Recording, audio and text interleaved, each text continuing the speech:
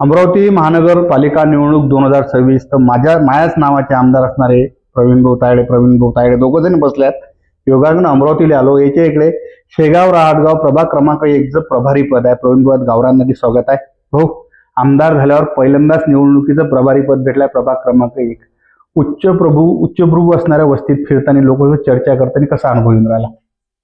नाही, उच्चभ्रूच वस्ती नाही आहे, सर्वसामान्यांची पण वस्ती आहे.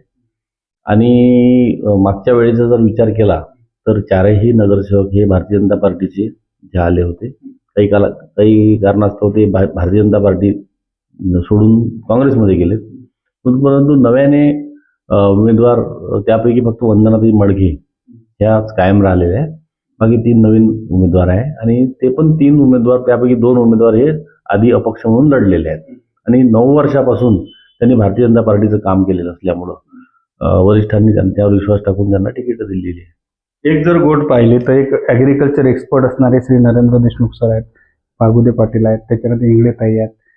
हे जे उमेदवारासोबत तुम्ही फिरत आहे तर याच्याही शिक्षणाचा, याच्या या स्थानिक राहणाऱ्या परिसरातला अनुभवातून काय म्हणते लोकांचा प्रतिसाद?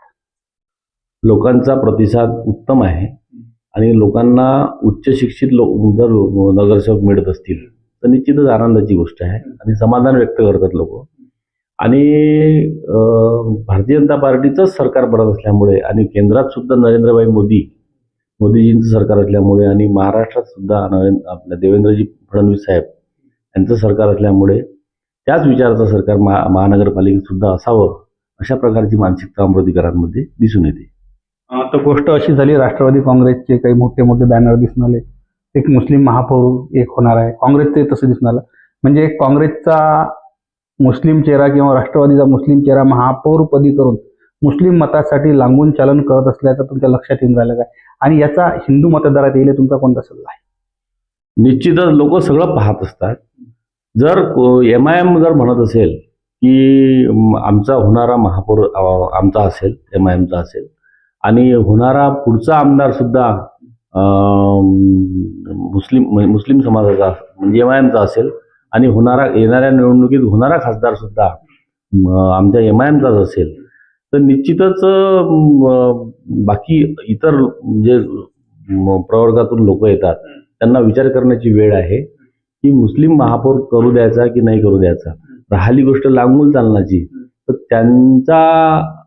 त्यांचा मानस असा आहे की त्यांचा पायाच असा आहे तर त्यांना मुस्लिम मतदारांची आवश्यकता निश्चित स्वरूपात होते. त्याच्यामुळे ते जास्त काही बोलू शकत नाही. त्यांचं जे दुखणं आहे, परंतु आमचं कोणतं दुखणं नाही. आम्ही हिंदूंच्या पाठीशिवाय आमचा हिंदुत्ववादी पक्ष असल्यामुळं आम्हाला निश्चितच हिंदू मतदार हे भरभरून आमच्या पार्ट्यात मतं टाकतील आणि निश्चितच हिंदू समाजाचा किंवा हिंदू महापौर बनल्याशिवाय राहणार नाही असं लोकांच्या नजरेतून आम्हाला प्रथम दर्शनी दिसत आहे.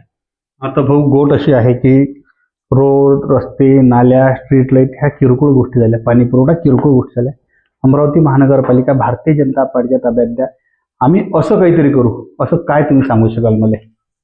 सर्वात आधी कचऱ्याचं निर्मूलन, त्यानंतर वाहतुकीसाठी जे अनेक रस्ते प्रलंबित आहेत ते प्रकल्प पूर्ण करणे, त्याच्यानंतर CCTV कॅमेऱ्याचं नियोजन करणे. कारण चोऱ्या असो किंवा छेडछाड असो किंवा महिलांबद्दल, विद्यार्थिनींबद्दल असुरक्षिततेची भावना जे आहे प्रत्येक शहरात आहे तर त्या प्रत्येक शहराच्या याच्यातून महाराष्ट्र सरकारच्या माध्यमातून आणि महानगरपालिकेच्या अखत्यारीत असणारी CCTV कॅमेरा हे प्रत्येक गल्लीत किंवा प्रत्येक रस्त्याने हे लागले पाहिजे. हे प्रथम दर्शनी आपल्याला म्हणजे प्रायोगिक तत्वावर असेल. अमरावती शहर सन्माननीय पालकमंत्री बावनकुळे साहेबांनी सांगितलेलंच आहे की DPDCतून मी निधी उपलब्ध करून देतो आणि CCTV कॅमेरे बसवण्यात येईल याची ग्वाही देतो.